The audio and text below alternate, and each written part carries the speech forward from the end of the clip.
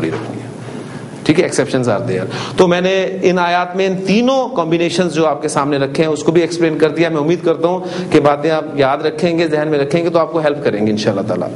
اور خاص طور پہ وہ لوگ جو واقعی اس مشن کے ساتھ یہاں پر بیٹھے ہیں کہ انہوں نے یہ کام کرنا ہے, بلکہ انہوں نے کیا کرنا ہے, اپنے آپ کو پیش کریں اللہ کے سامنے کہ اللہ تعالیٰ ہم سے کوئی کام لے لے. بات ہے اصل خواہش کی.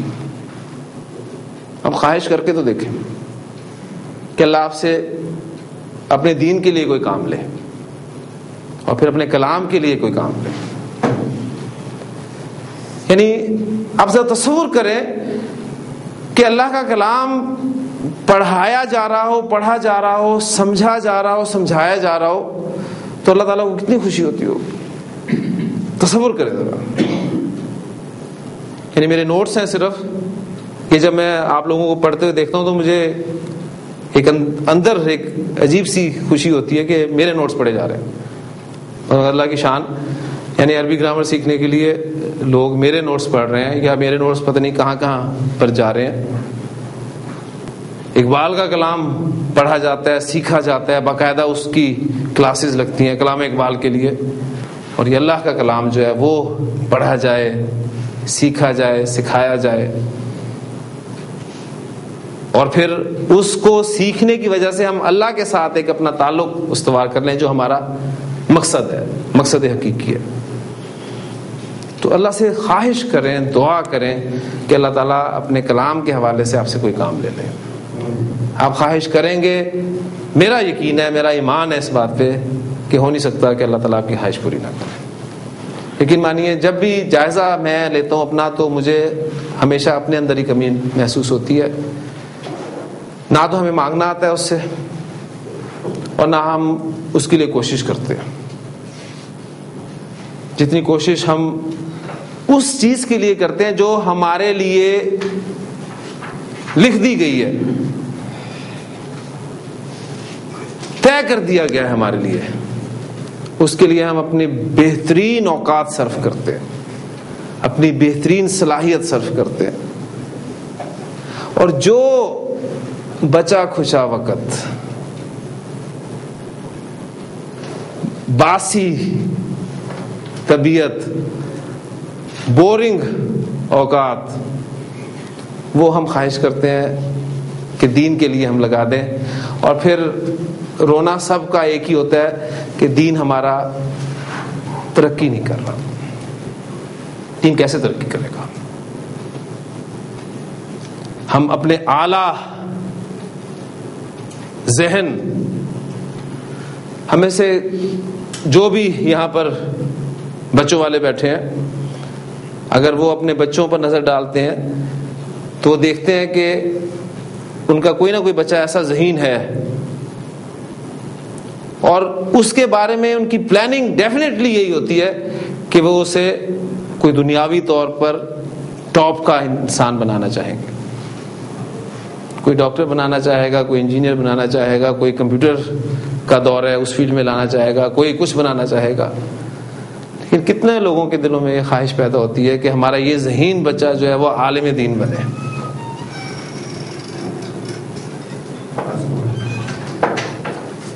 تو یہ خواہش جب تک ہم اپنے طرز عمل کو اس نہج پر نہیں لائیں گے, دھیان میں رکھیے گا, ہمارا دین ترقی نہیں کرے گا, یہیں رہے گا. قربانی مانگتا ہے دین, ذہن میں رکھیے گا.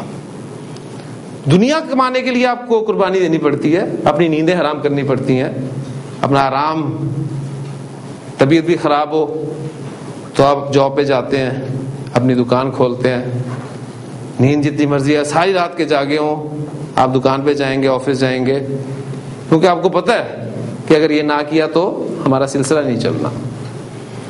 لیکن جہاں دین کا معاملہ آتا ہے ہم فوری طور پہ ریلیکسیشن جو ہے اس کو اویل کرتے ہیں کہ چلے کوئی بات نہیں, یہ کر لے.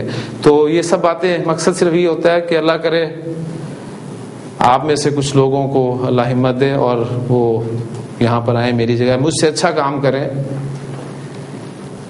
اور میرے لیے بھی اور پھر اپنے لیے بھی صدقہ جاریہ جو ہے بنے. واللہ بما تعملون بصیر، اور یہ اس پھر ردم کو، اس خوبصورتی کو قائم کرنے کے لیے واللہ بصیر بما تعملون کو جو ہے وہ اس طریقے سے بیان کر دیا. اب یہ ما تعملون، ما استفہامیہ، تم کیا کرتے ہو، یا ما موصولہ، جو تم کرتے ہو. اور یہاں پر موصولہ کے طور پہ استعمال ہوئے کیونکہ ما استفہامیہ اور من استفہامیہ موصولہ کے طور پہ بھی استعمال ہوتے ہیں. یا تو اس میں موصول الذی، وہ پورا گروپ، پورا چارٹ استعمال ہوگا اسماء موصولہ کے طور پہ، یا پھر ما یا من، یہ اسماء جو ہیں اسماء استفہام موصولہ کے طور پہ استعمال ہوں گے. لہو ملک السماوات والارض، آسمان و زمین کی بادشاہت اسی کی، اسی کی، اس ہی کی ترجمہ میں کیوں کر رہا ہوں، قائم مقام خبر آپ کا مقدم کر دیا گیا. اسی کی ہے آسمانوں اور زمین کی بادشاہت. وَإِلَى اللَّهِ تُرْجَعُ الْأُمُورُ. اب آپ دیکھ رہے ہیں علامت مضارع آپ کی تا ہے لیکن پیش آ رہی ہے.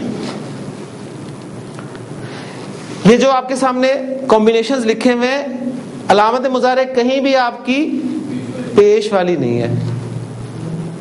تو اس کا کیا مطلب ہے؟ اس کا مطلب ہے کہ یہ یفعلو والا وزن ہے. اور یفعلو کا وزن کون سا ہے؟ یہ مضارع مجہول کا وزن ہے. مادہ نکل جائے گا آپ کا، مادہ کلیئر ہو جاتا ہے. مادہ کیا بنتا ہے؟ را، جیم، عین. ٹھیک ہے، اس کو ڈکشنری آپ کی مدد کرے گی. میں تھوڑی سی مدد کرتا ہوں آپ کی. باب ضاد سے استعمال ہوتا ہے. کیا بنے گا اس کا ماضی مضارع؟ بنا دیں. رجع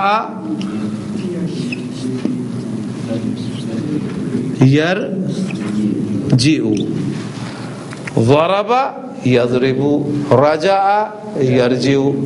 رجع یرجع کے معنی ہوتے ہیں لوٹنا یا لوٹانا. اس کے دونوں معنی ذہن میں رکھیے گا، لوٹنا یا لوٹانا. اچھا آپ دیکھیں، لوٹنا فعل لازم ہے اور لوٹانا فعل متعدی ہے. ایسے ہے نا، میں لوٹا لازم، میں نے کتاب لوٹائی متعدی. تو ذہن میں ایک سوال تو نہیں پیدا ہو رہا کہ یہ کیا بات ہوئی، ایک ہی فعل جو ہے وہ لازم بھی استعمال ہو رہا ہے، متعدی بھی استعمال ہو رہا ہے. ذہن میں سوال پیدا ہو رہا ہے؟ اگر ہو رہا ہے تو بہت انگریزی پڑھی ہے آپ نے، انگریزی میں آپ اکثر اس طرح کرتے ہیں.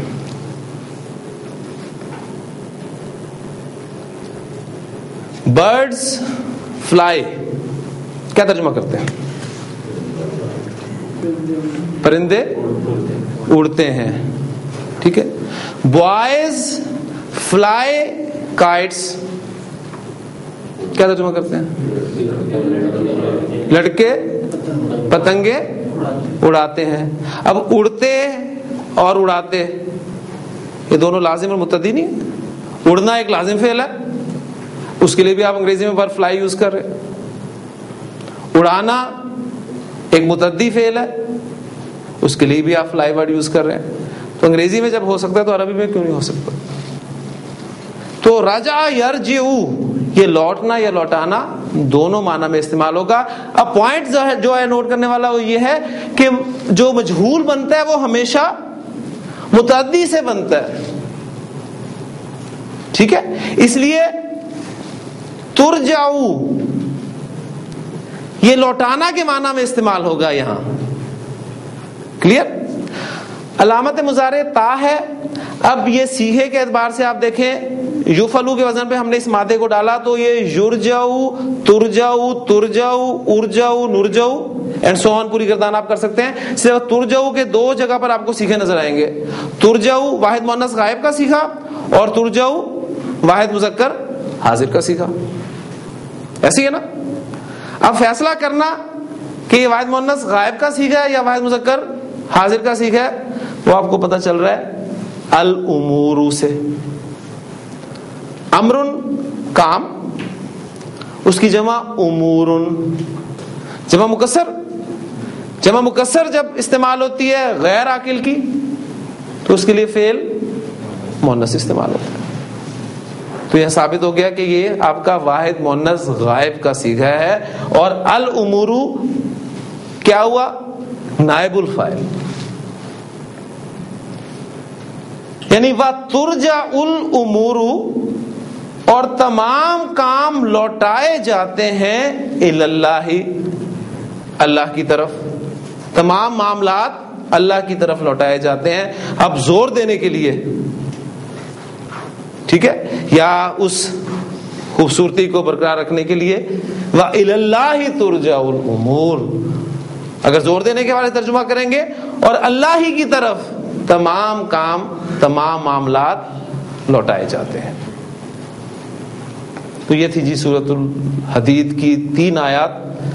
میں نے کوشش کی ہے کہ ان 3 آیات میں ہمارے جو ثلاثی مجرد کے ابواب ہیں اس کا بھی ہلکا سا ایک تعارف آپ کے سامنے آ جائے، کچھ پریکٹس آ جائے. یہ جو 3 کمبینیشنز کے حوالے سے میں نے آپ کو باتیں بتائی ہیں، ان کو پلیز ذہن میں لازمی رکھیے گا. آپ دیکھیں گے کہ ہر گروپ کی کوئی نہ کوئی خاصیت ہے جس وجہ سے آپ باب کو پہچان پائیں گے. یہ جو گروپ ہے آپ کا نصر ینصر کرما یکرم، اس گروپ میں کرما یکرم سے ہمیشہ لازم افعال استعمال ہوتے ہیں. تو اگر کوئی فعل متعدی ہے تو ڈیفینیٹلی وہ کرما یکرم سے نہیں ہوگا. ایک رزلٹ یہ نکل آیا. یہ دوسرا گروپ ہے فتح یفتح سمع اسمع، عین کلمہ زبر والا. اس میں فتح یفتح کی ایک حرف کے اعتبار سے خاصیت ہے کہ اس باب میں عین یا لام کلمہ کی جگہ پر آپ کو حروف حلقی میں سے کوئی نہ کوئی حرف ضرور ملے گا، اور ایسا 99.99% چانس ہے. وہ تھوڑی سی جو ہم نے گنجائش چھوڑی ہے وہ ایکسیپشن کے لیے چھوڑی ہے.